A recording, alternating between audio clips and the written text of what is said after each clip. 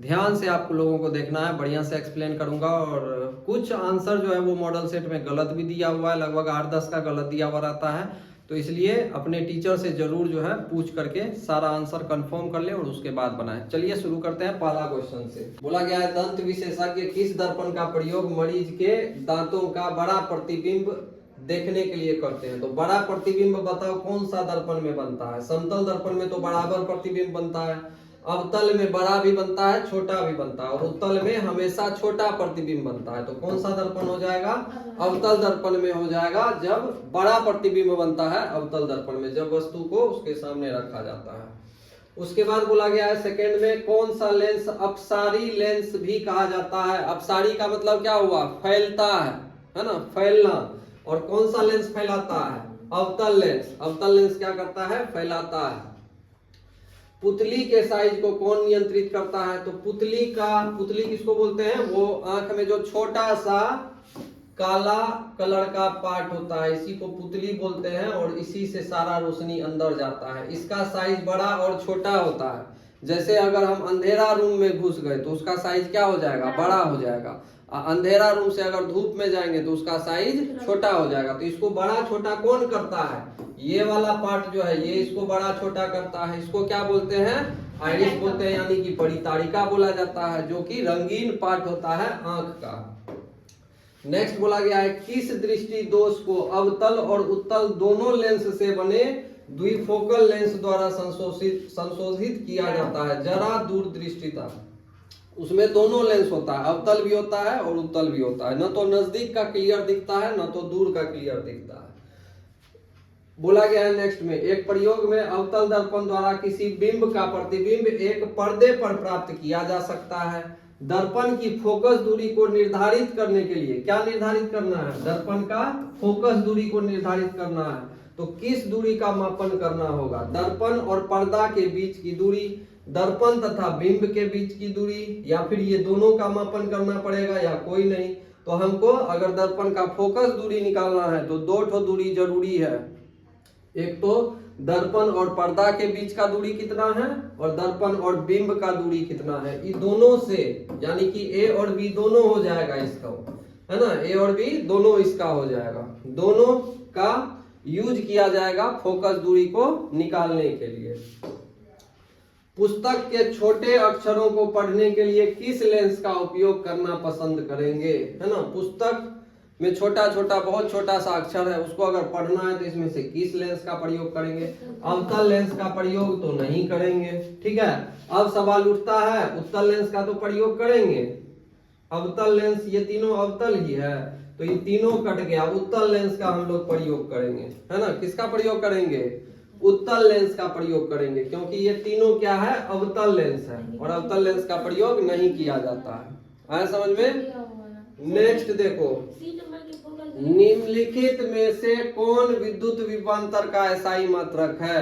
विद्युत विभवांतर का एसआई मात्रक क्या होता है, वोल्ट होता है। विद्युत विभवांतर का एसआई मात्रक वोल्ट होता है। ऑप्शन नंबर ए हो जाएगा।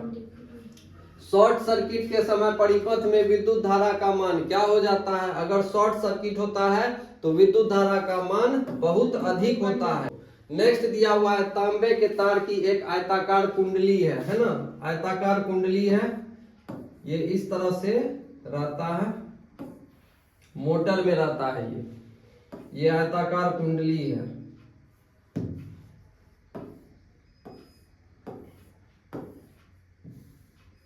बहुत दूर चला जाएगा।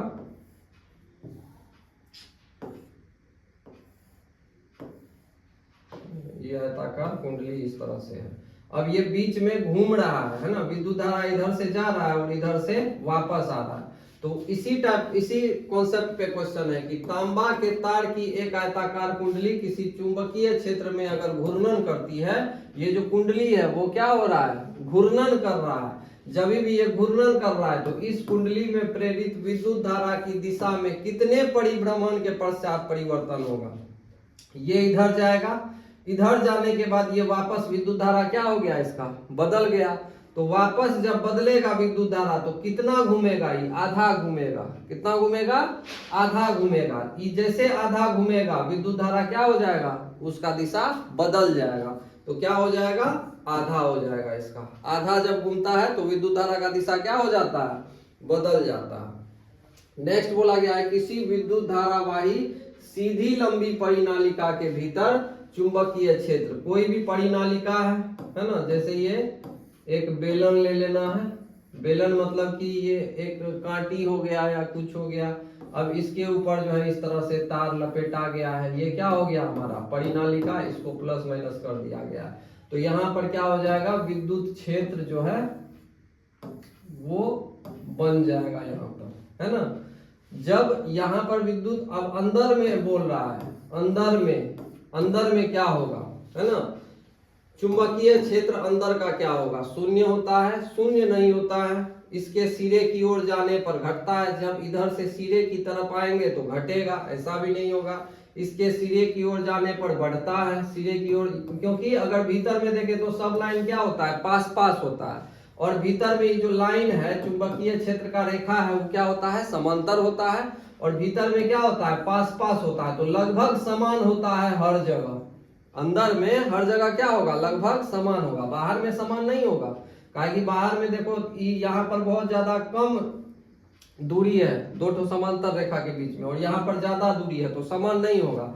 लेकिन भीतर में जो रेखा है उसका लगभग समान दूरी होता है, तो उसका एक तरह से सभी बिंदुओं पर क्या हो जाएगा, समान हो जाएगा। ठीक है, चुंबकीय क्षेत्र क्या हो जाएगा, सभी बिंदुओं पर समान हो जाएगा। भीतर में जितना भी बिंदु है सभी बिंदुओं पर लगभग क्या हो जाएगा, समान होता है। नेक्स्ट दिया हुआ है सौर कुकर के लिए कौन सा दर्पण सर्वाधिक उपयुक्त होता है। सौर कुकर यानी कि सोलर कुकर जो होता है, कौन सा दर्पण होता है, अवतल दर्पण। का कि अवतल दर्पण क्या करता है, सारा बिंब को, ये जो रोशनी आ रहा है सब रोशनी को लाता है, उस पे टकराता है, टकराने के बाद सब कुकर पे डाल देता है, कुकर उससे क्या हो जाता है, गर्म हो जाता है। तो इसलिए अवतल दर्पण का प्रयोग किया जाता है। नेक्स्ट है चिपको आंदोलन का मुख्य उद्देश्य संरक्षित करना था, ये क्वेश्चन इसमें दे दिया है ना। तो चिपको आंदोलन किसको संरक्षित करने के लिए किया गया था, वृक्ष को। नेक्स्ट है निम्नलिखित में किस विलयन का उपयोग दीवारों को सफेद करने के लिए किया जाता है, किसका किया जाता है। अब चूना लाते हैं हम लोग बाजार से खरीद के, उसको पानी में डालते हैं, है ना, चूना को लाए बाजार से खरीद के, उसको क्या किए, पानी में लाए, चूना को खरीदे बाजार से, उसको पानी में डाले, पानी में डालने के बाद क्या बनता है, CaOH होल 2 बनता है, ये घोल तैयार हो गया। अब इसी घोल को हम लोग क्या करते हैं, दीवार पे कलर करते हैं, तो क्या हो जाएगा, कैल्शियम हाइड्रोक्साइड। क्लियर है। नेक्स्ट 15 नंबर में ये एक समीकरण दिया है, रासायनिक अभिक्रिया दिया है, बोला गया है संयोजन है या विस्थापन है या द्विविस्थापन है या इसमें से कोई नहीं है। क्या हो जाएगा, द्विविस्थापन हो जाएगा। द्विविस्थापन यानी कि सोडियम और बेरियम दोनों एक दूसरे का जगह क्या कर रहा है, चेंज कर रहा है, इसलिए ये द्विविस्थापन हो जाएगा। निम्नलिखित में से कौन सा बुझा हुआ चूना है, चूना बुझ गया है, बुझेगा कब, जब पानी में डालेंगे तब। ये क्या हो जाएगा, बुझा हुआ चूना, पानी में डाला गया है तो चूना बुझ गया है, ऑलरेडी पानी खौल चुका है चूना डालने के बाद, तो बुझा हुआ चूना जब भी रहेगा तो कैल्शियम हाइड्रोक्साइड हो जाएगा। नेक्स्ट बोला गया है लवण Na2CO3 का जलीय विलयन का पीएच क्या होगा। पीएच निकालने के लिए हमको ये पता करना पड़ेगा कि ये अम्लीय होगा या क्षारीय होगा। अब देखो सोडियम कार्बोनेट है, कौन सा अम्ल और कौन सा क्षार से ये बनाया गया है, पहले हमको ये देखना पड़ेगा। तो अगर हम अम्ल का बात करें तो पहले सोडियम है, सोडियम कौन सा क्षार से आएगा, NaOH से आएगा, और ये हो गया कार्बोनिक एसिड, CO3 का मतलब क्या हुआ, कार्बोनिक एसिड। कार्बोनिक एसिड जो है वो कमजोर होता है और NaOH जो है वो प्रबल होता है, प्रबल क्षार होता है। तो जब क्षार प्रबल है तो ये क्या हो जाएगा, क्षारीय लवण हो जाएगा, और क्षारीय लवण होगा तो 7 से अधिक होगा, तो इसलिए ऑप्शन नंबर बी हो जाएगा। नेक्स्ट बोला गया है बॉक्साइड किस धातु का अयस्क है। तो बॉक्साइड जो है वो एल्युमिनियम का अयस्क है, याद रखना है, इंपोर्टेंट क्वेश्चन है। बॉक्साइड किसका अयस्क है, एल्युमिनियम का। एक तो अयस्क वाला क्वेश्चन जरूर आएगा। बोला गया है लोहा और इस्पात को जंग से सुरक्षित करने के लिए उस पर किस धातु की परत चढ़ाई जाती है। तो उस पर जिंक की परत चढ़ाई जाती है। इन तीनों का परत जो है वो नहीं चढ़ाया जाता है लोहा पर। किसका परत चढ़ाया जाएगा? जिंक का परत चढ़ाया जाएगा। नेक्स्ट बोला गया है किस रासायनिक यौगिक से प्लास्टर ऑफ पेरिस बनता है? प्लास्टर ऑफ पेरिस किससे बनता है? जिप्सम से बनता है।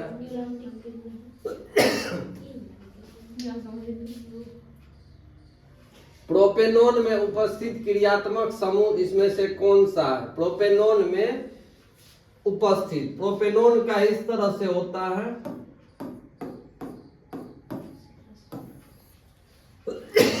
कौन सा हो जाएगा? सी हो जाएगा। इसको हटा दो, ये हो जाएगा सी नंबर। यही क्या है?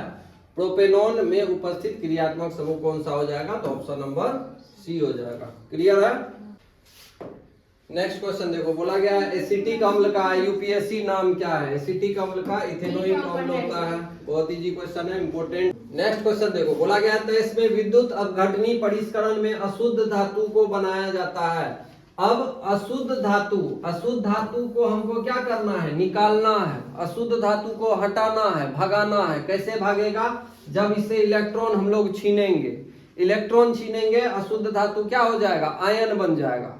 ठीक है, आयन बन जाएगा। तो इलेक्ट्रॉन लेने के लिए, इलेक्ट्रॉन छीनने के लिए इसको किससे कनेक्ट करना पड़ेगा? एनोड से। एनोड से अगर कनेक्ट करेंगे, ये होता है पॉजिटिव चार्ज। एनोड क्या होता है? पॉजिटिव होता है। यानी कि पॉजिटिव क्या करेगा? निगेटिव वाले को, इलेक्ट्रॉन होता है निगेटिव, ऋणात्मक होता है, उसको क्या करेगा? आकर्षित करेगा, उसको अट्रैक्ट कर लेगा। ठीक है, तो एनोड के साथ उसको जोड़ा जाता है। किसको? अशुद्ध धातु को भी है, इसलिए इसको याद रखना है।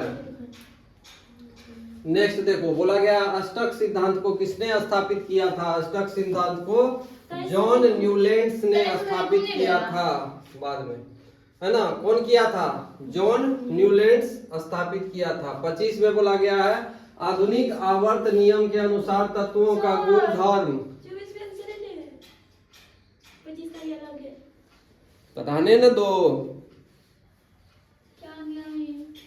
चुपचाप देखो इधर, बीच में डिस्टर्ब मत करो। 25 का, 24 का बता दिए थे। 24 का वो है ही नहीं ऑप्शन में। इसमें टोकने वाला क्या बात है? 25 में देखो, 25 में बोला गया आधुनिक आवर्त नियम के अनुसार तत्वों का गुणधर्म। आधुनिक आवर्त नियम के अनुसार तत्वों का गुणधर्म इसमें से कौन सा होता है? तो परमाणु द्रव्यमान का होता है, या फिर परमाणु संख्या, या फिर परमाणु साइज, या फिर परमाणु आयतन।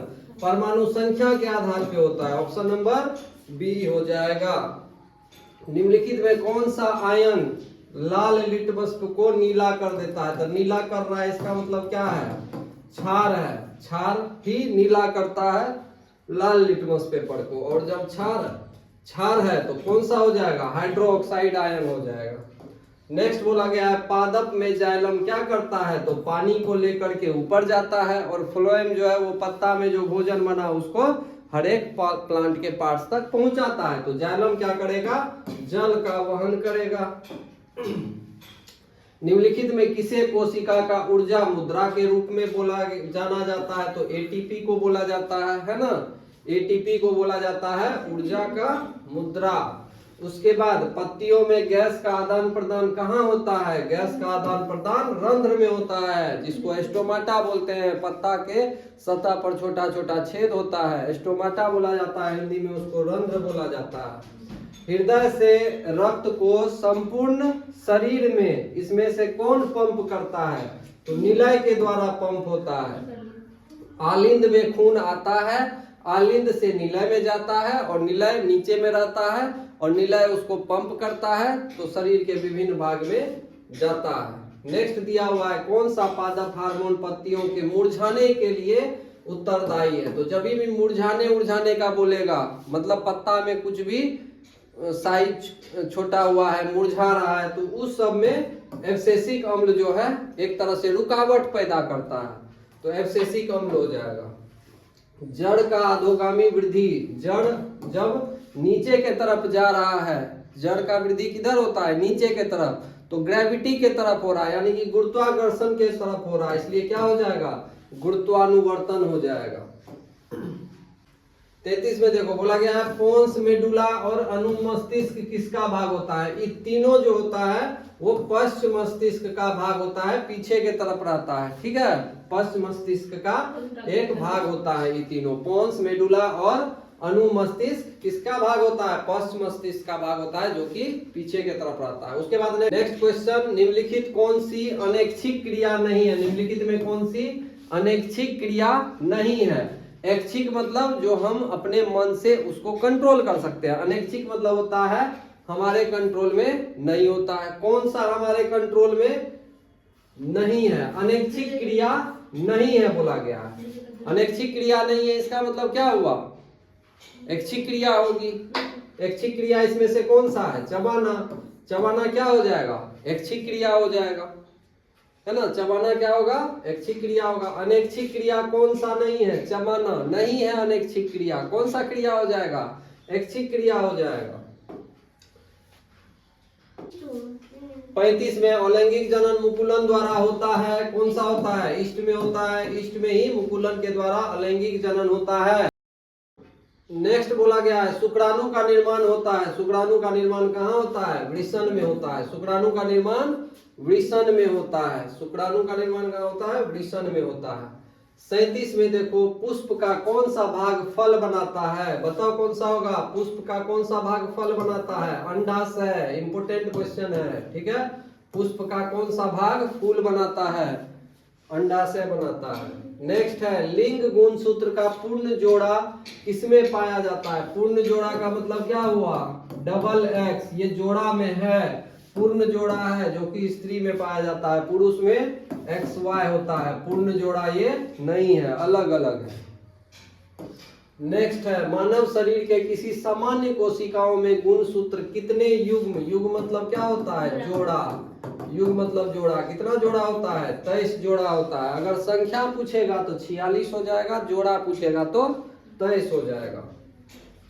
निम्न में से कौन से समूहों में केवल जैव निम्नीकरण पदार्थ है। अब देखो घास, पुष्प, चमड़ा, तीनों सड़ने गलने वाला चीज है। इसमें प्लास्टिक आ गया, इसमें रबर आ गया, तो ये सब में एक न एक चीज है जो कि क्या हो रहा है, सड़ेगा गलेगा नहीं बढ़िया से, ठीक है। मतलब सर्वे नहीं करेगा, गलेगा नहीं। प्लास्टिक एज इट इज रहेगा, अगर फेंक देंगे तो 1000 साल के बाद भी वैसा ही रहेगा। लेकिन ये तीनों क्या हो जाता है, सड़ गल जाता है, इसलिए ये हो जाएगा निम्नीकरण पदार्थ, ए नंबर हो जाएगा।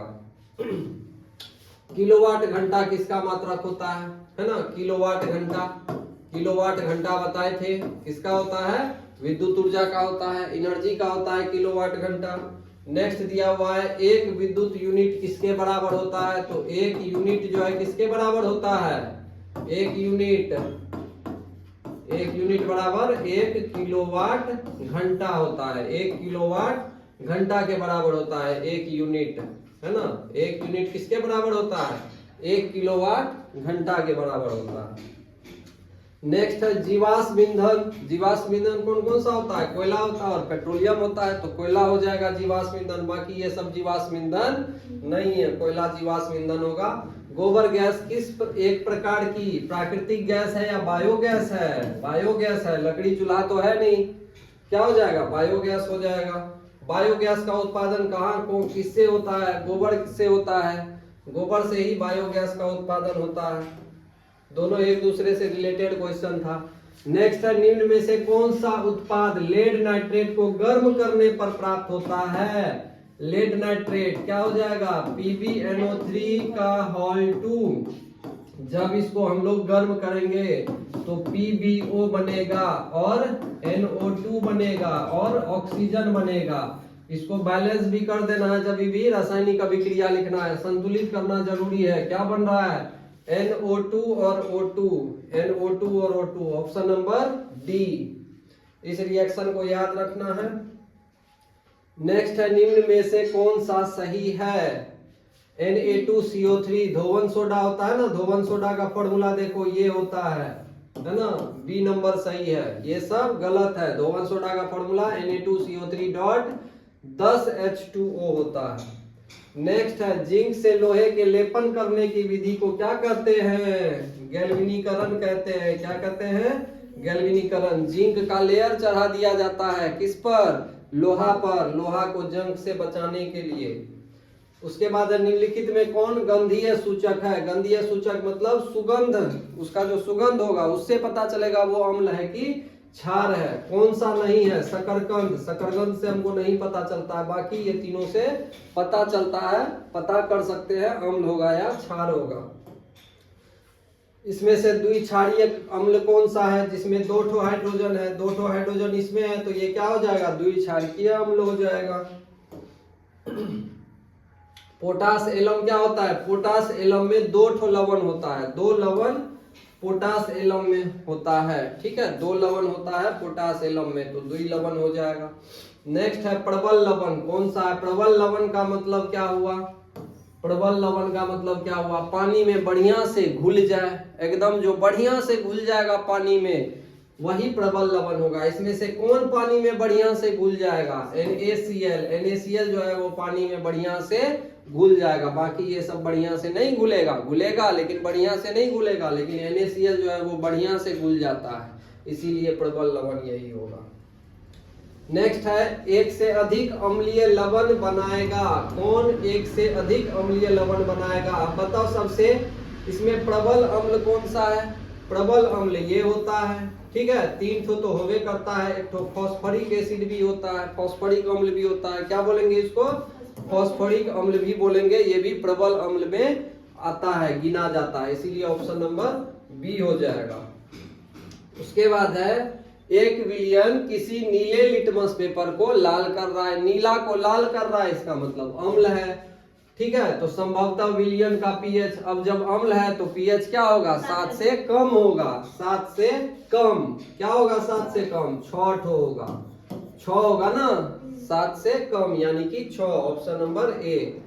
सबसे कठोर तत्व कौन सा है, सबसे कठोर तत्व हीरा होता है, सबसे कठोर तत्व हीरा होता है। अक्रिय तत्व कौन सा है, अक्रिय मतलब किसी के साथ अभिक्रिया ही नहीं करे, हीलियम, हीलियम क्या होता है, अक्रिय होता है, क्यों होता है, क्योंकि हीलियम का परमाणु संख्या कितना होता है, 2 होता है, हीलियम का परमाणु संख्या 2 होता है, इसका मतलब उसका बाहरी सेल में कितना इलेक्ट्रॉन रहेगा, 2 ठो भरा हुआ रहेगा, न तो खाली रहता है, न उसमें आने के लिए जगह होता है, ठीक है, तो पूरा फुल रहता है, इसीलिए वो किसी के साथ अभिक्रिया नहीं करता है, तो हीलियम हो जाएगा अक्रिय तत्व।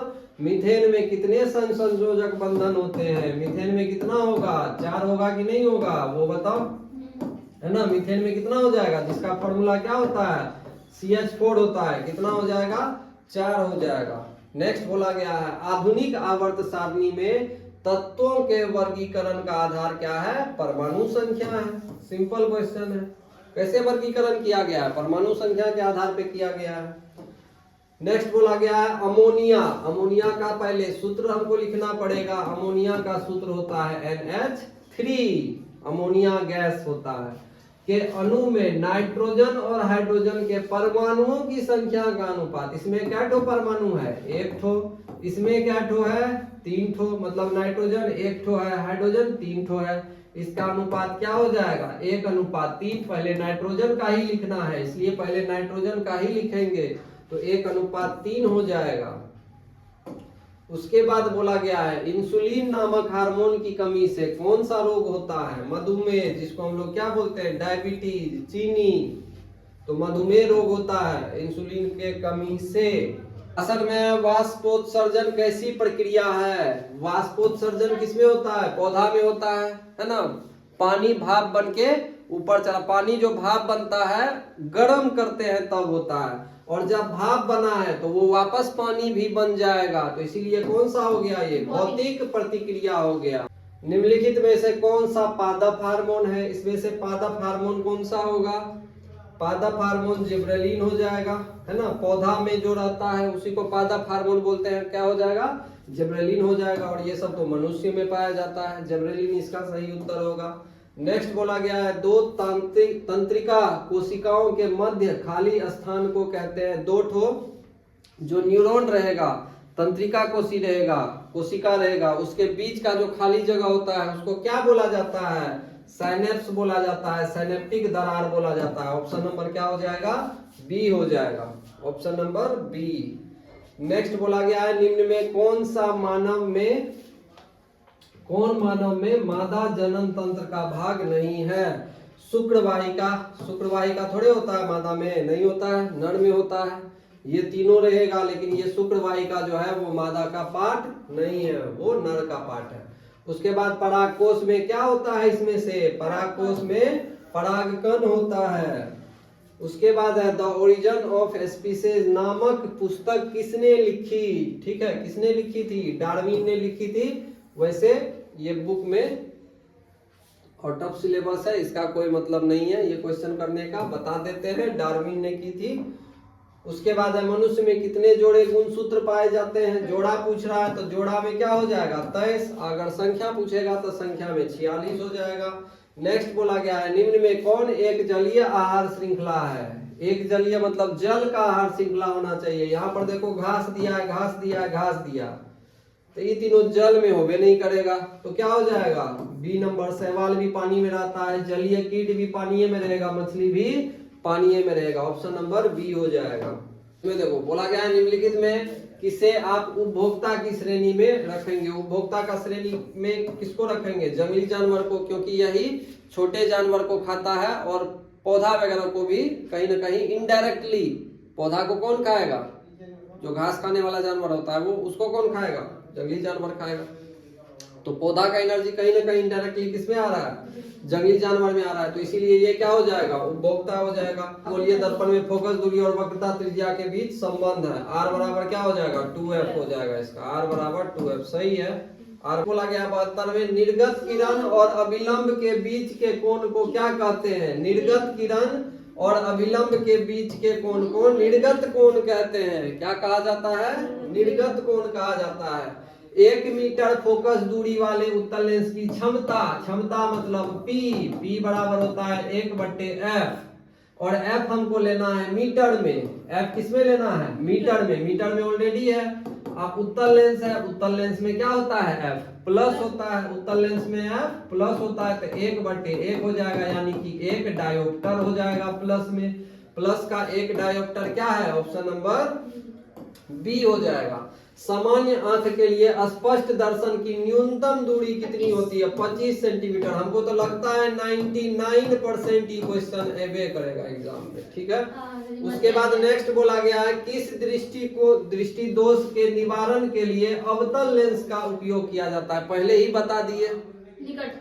कौन सा? निकट दृष्टि दोष में किसका प्रयोग किया जाता है? अवतल लेंस का प्रयोग किया जाता है। उसके बाद नेक्स्ट बोला गया है निकट दृष्टि दोष में किस लेंस का प्रयोग किया जाता है? निकट दृष्टि दोष में अवतल लेंस का प्रयोग किया जाता है। सेम उसी क्वेश्चन को उल्टा करके पूछ दिया गया है। बोला गया है 1 वोल्ट क्या कहलाता है? अब देखो 1 वोल्ट यानी कि V बराबर जो होता है वो होता है W/Q होता है। V बराबर W/Q। ई हो गया 1 वोल्ट, ई हो जाएगा 1 कुलम्ब नहीं 1 जूल। जो कार्य होता है उसका यूनिट क्या होता है? जूल होता है। और ये हो गया हमारा Q यानी कि आवेश। आवेश का जो कितना होता है? 1 कूलम होता है। तो ये हमारा ऑप्शन होगा। क्या हो जाएगा वो बताओ? 1 जूल पर कूलम्ब, 1 जूल पर कूलम्ब होगा ना, 1 जूल पर कूलम्ब। नेक्स्ट बोला गया है एमीटर को विद्युत परिपथ में कैसे जोड़ा जाता है? एमीटर को विद्युत परिपथ में कैसे जोड़ा जाता है? श्रृंखला में जोड़ा जाता है। कैसे जोड़ा जाएगा? श्रृंखला में जोड़ा जाएगा। नेक्स्ट बोला गया है निम्नलिखित में से कौन सा पद विद्युत शक्ति को निरूपित नहीं करता है? सबसे पहले विद्युत शक्ति यानी कि उसको बोलते हैं पावर। P बराबर फॉर्मूला होता है VI। P बराबर क्या होता है? VI। नहीं करता है ना पूछा गया है, तो ये तो करता है, ये कट गया, VI है पावर बराबर। अब एक काम करो, यहाँ पर V बराबर एक ओम्स लॉ का नियम बताए थे। ओम्स लॉ में होता था V = IR। V = क्या होता था? IR होता था। V बराबर अगर IR रखेंगे इंटू I हो जाएगा, तो ये क्या हो जाएगा? I² हो जाएगा। I² है कहीं? I² भी यहाँ है। ये भी क्या हो गया? कट गया। ये भी पावर हो गया उसके बराबर। V² R देखो या IR² देखो। IR² तो पॉसिबल नहीं है, कहा कि आई स्क्वायर आर जब आ गया है तो आई आर स्क्वायर नहीं होगा। ऑप्शन नंबर तो हमारा बी ही होगा, लेकिन क्या भी स्क्वायर बटे आर होता है वो भी चेक करेंगे। भी स्क्वायर बटे आर है वो यहां से आएगा। P बराबर क्या होता है? P बराबर होता है भी आई।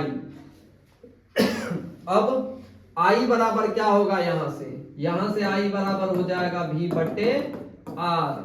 I बराबर क्या लिखेंगे?